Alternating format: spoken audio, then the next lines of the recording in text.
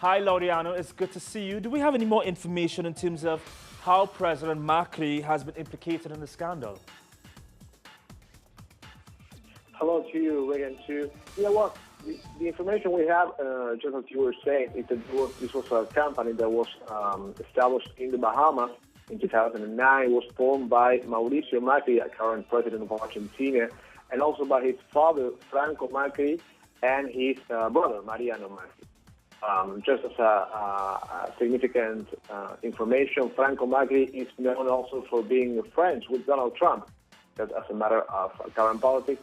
However, the company was operational until 2009. This was 2 years after Mauricio Macri had already become the mayor of the Buenos Aires city. And also, there's another name that is not right now making the headlines in the newspapers because he's not so known outside of Argentina, who is Néstor Grindetti. Néstor Grindetti was the former Secretary of Economy in the city of Buenos Aires when Mauricio Macri was the mayor of Buenos Aires. He's also involved in these Panama papers.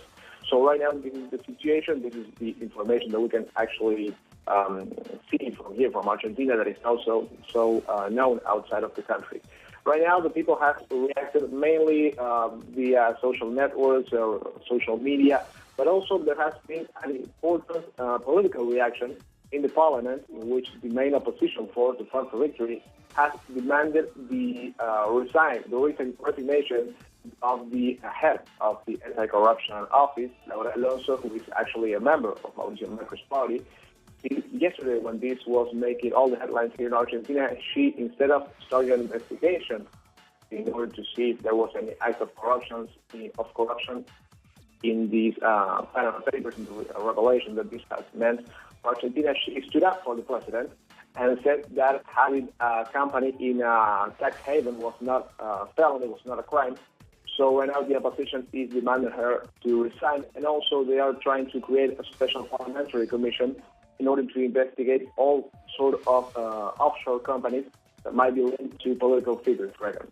So that's a parliamentary response. What has been the response on the ground, the people? I mean, there's been lots of protest action against Macri's neoliberal policies.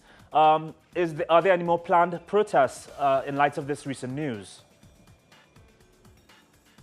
Well, right now there are not any planned protests so far.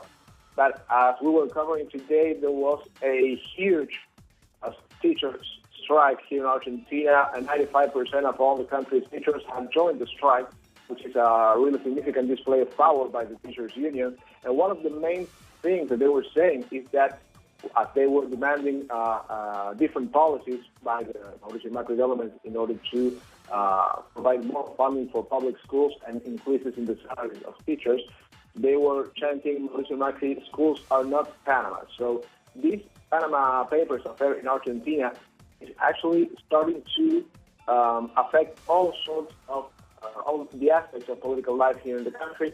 It is most likely to be present in future demonstrations against the government.